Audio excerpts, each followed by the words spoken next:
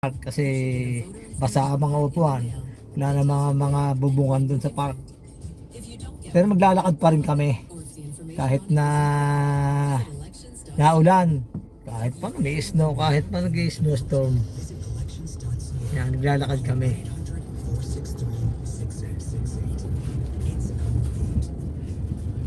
Ayan.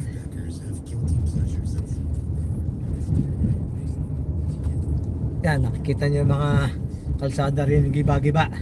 Ramdam na ramdam ka tumatakbo ka. Yon, kata mo. Kakal.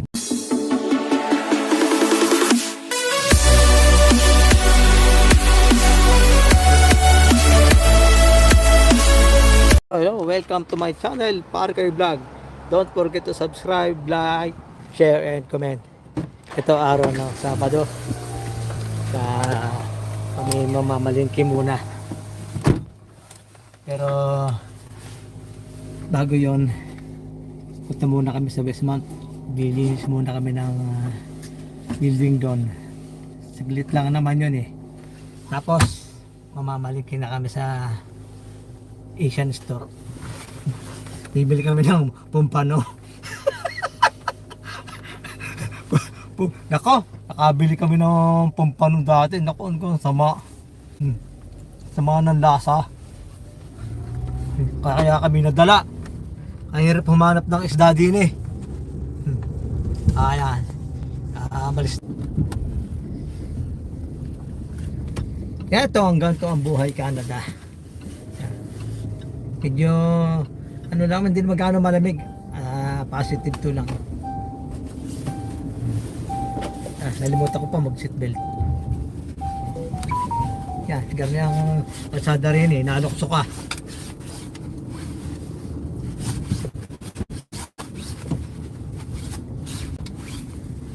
Ayaw pa kabit pa seatbelt. De jus et même les bouteilles de lait et de spiritueux en plastique. Hindi mahatak eh. O ba namang di matak? Release mo. Ang galing mo na yan. Limite le droit de grève est une attaque frontale contre les travailleuses et les travailleurs. Ce projet de loi compromet notre droit de négocier et de nous mobiliser. Ayan, stuck pa kami.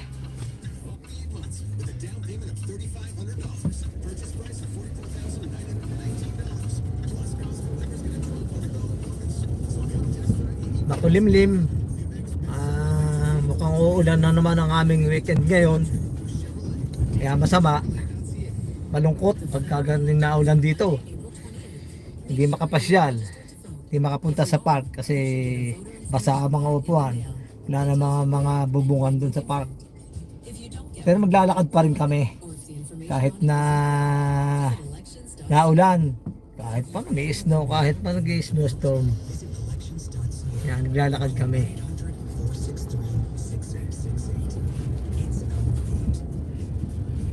Ayan.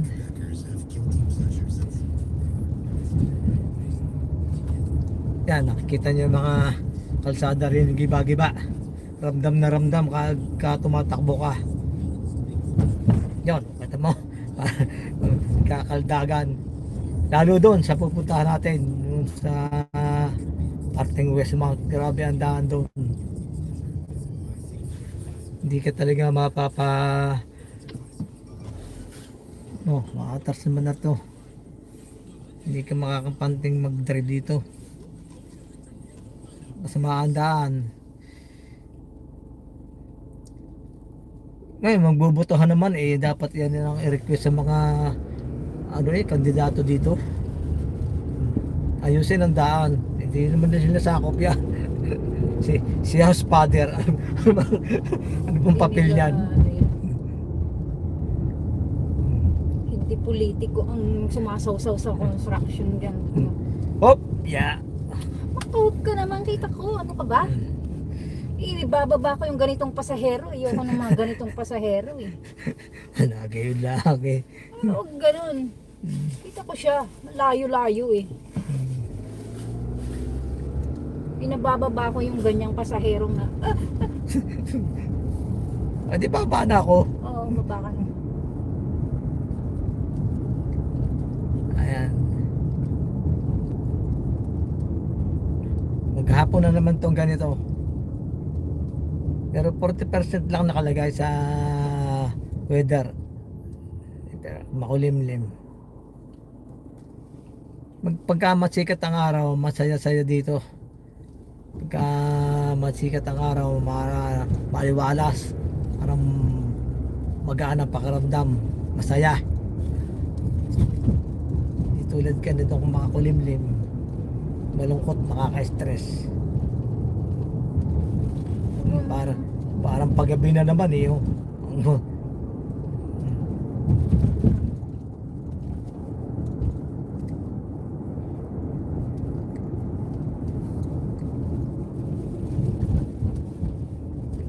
Stop na naman.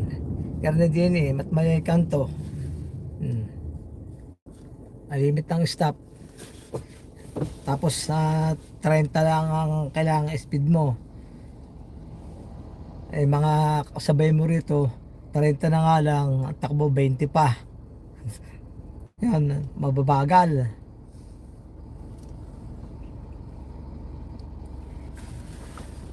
Makakainip mag-drive. Eh pag sa Pilipinas yan, hindi pwede yung 30. MacArthur Highway, sandaan ang takbo doon. Lalo pag walang traffic. Matutulin magpatakbo doon. Kaya mga gayon dito sa abroad, natatakot mag-drive dyan sa Pilipinas. Oo, kasi walang disiplina ang driver sa atin. Kaya ang daming aksidente sa atin, di ba? Marami Natuto talaga. lang mag-drive sa tabi-tabi. Hindi naman alam yung mga rules ng kalsada, respeto sa kapwa drivers at saka mga pedestrian. Mga sign, hindi alam. Eh tinanong nga sa Pilipinas kung anong ibig sabihin ng nasa gitna ng kalsada. Guhit yan. Sabi, hindi kayo guhit nga. Anong ibig sabihin? Kulay dilaw na guhit yan. Yan na yung mga mga sasabit ka na speed limit. Ayan. Oo, naku, matik na makabangga ng uwak. Ay, hindi nga pala, napakaraming uwak. Minsan nasa isang puno. Punong-puno yung puno ng uwak. Dyan sa Pilipinas, bago ako makakita ng uwak, kaya pakatagal. Saka matataas ang lipad ng uwak diyan. Puro nasa gubat lang. Nandito sa residential area mga uwak dito. Minsan doon sa likod ng bahay namin, daming uwak. Minsan doon sa isang dinadaanan namin papuntang Westmont, malapit sa simbahan. Punong-puno yung mga puno ng uwak. Makatakot parang may mangyayari. Ganun sa Walking Dead eh. Lalabasan yung mga uwak.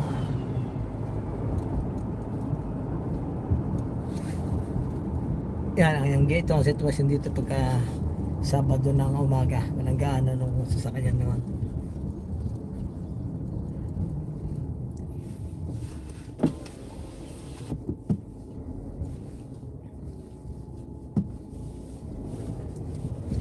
Ayan nararamdaman nyo na ang lubak-lubak.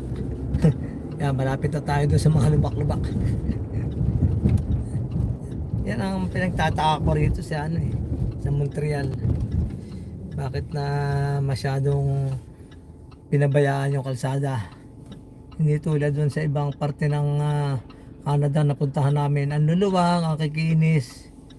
Wala kang kaldag-kaldag. Pakita mo yung mga butas, dami Kaya papakita ko sa inyo yung mga butas. Ganyan. Ang lugar ng mayayaman.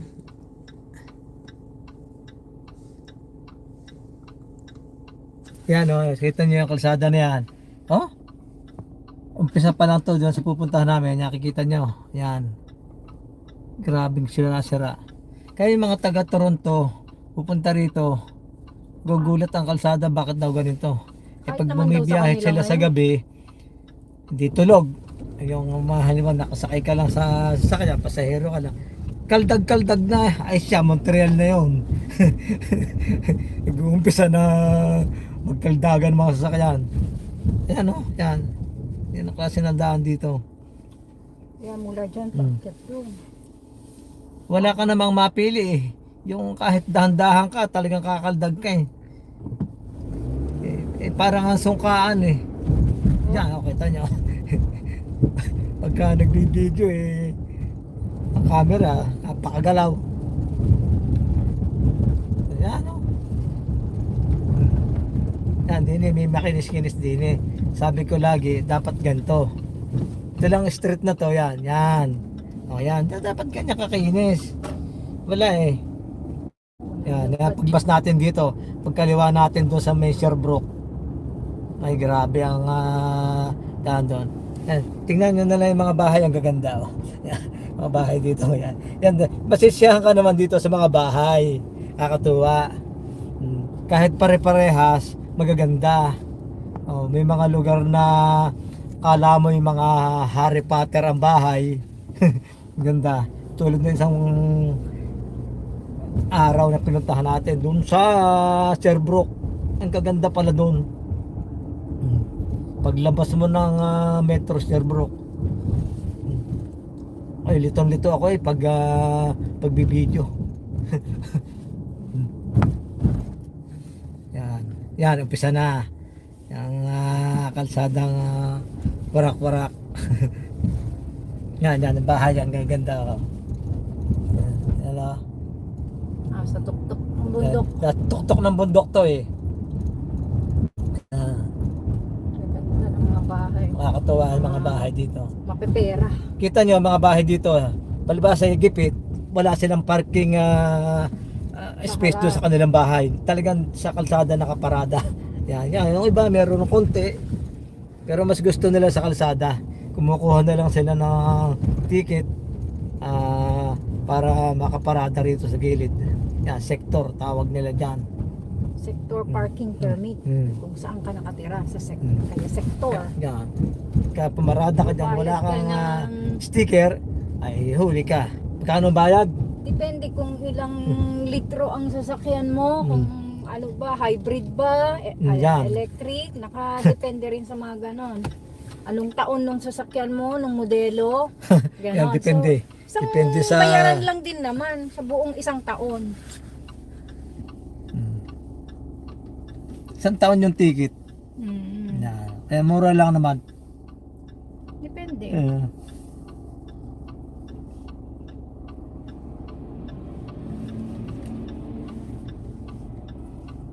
Stop pa. Okay, go na. Yan, ito na. Sherbrooke na to. Ito na, yan na, umpisa na. Ang ating... Yung kotseng yun, kakaliwa pala eh. Gusto pa akong overtaken, maling lane na siya. Ayan o, nasa nasa kanan. siya. Marami din kamuti driver din eh. Kala nyo dyan lang sa Pilipinas. Saka din nga, kahit na 90 years old na, 95, 100, eh pwede pa mag-drive. Hindi bawal. Hindi katulad yan sa Pilipinas, 65 lang, ayaw, hindi na pwede. Oh, 65 lang sa atin? Oh. Kaya yung nakabangga sa amin noon, 70 na yun eh. May-ari ng bakery sa may kawayan eh. Nabangga kami. Eh malabo na ang mata eh. Gabi. Binangga kami ni na paring Saldi. Tricycle ang dala namin. Taob kami.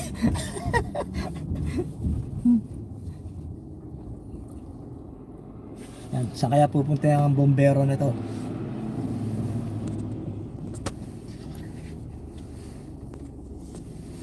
Bumalik.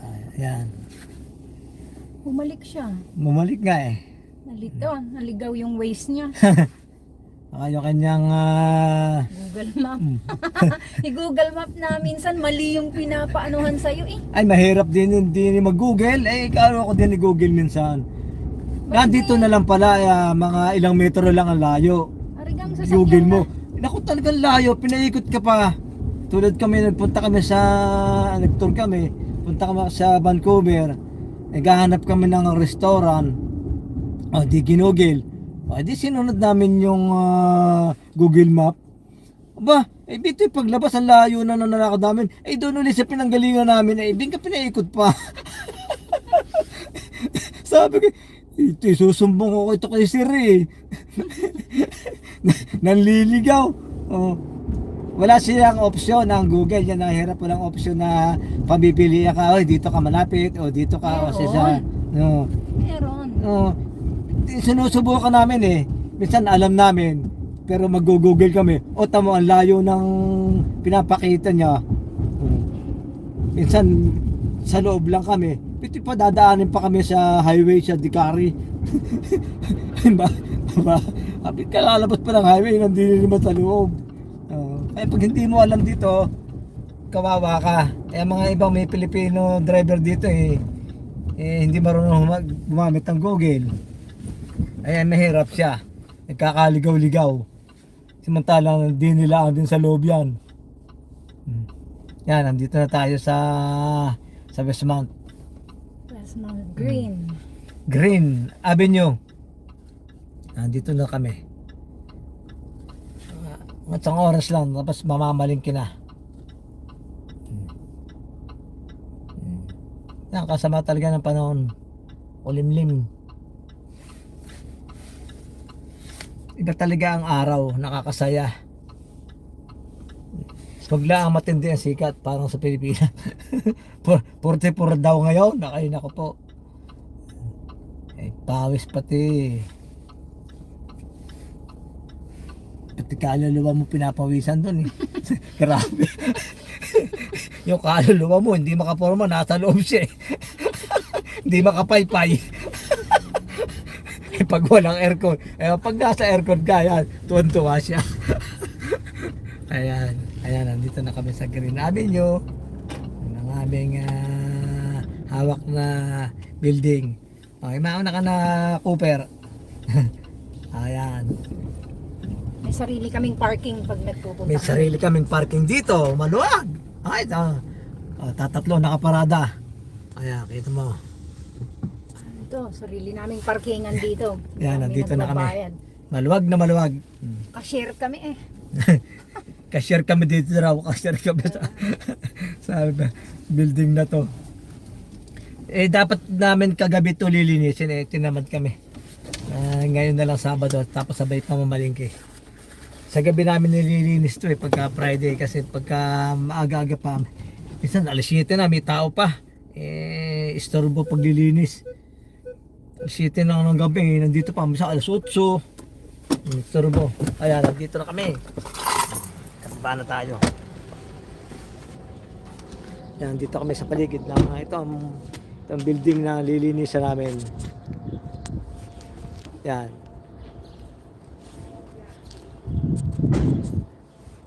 Yan ang lilinisan namin. Yan. Kahit kami dyan. Okay. Mga pare ko, hanggang dito na lamang at samahan nyo ako muli sa aking susunod na video. Maraming salamat. Magandang gabi sa inyo lahat. Bye-bye.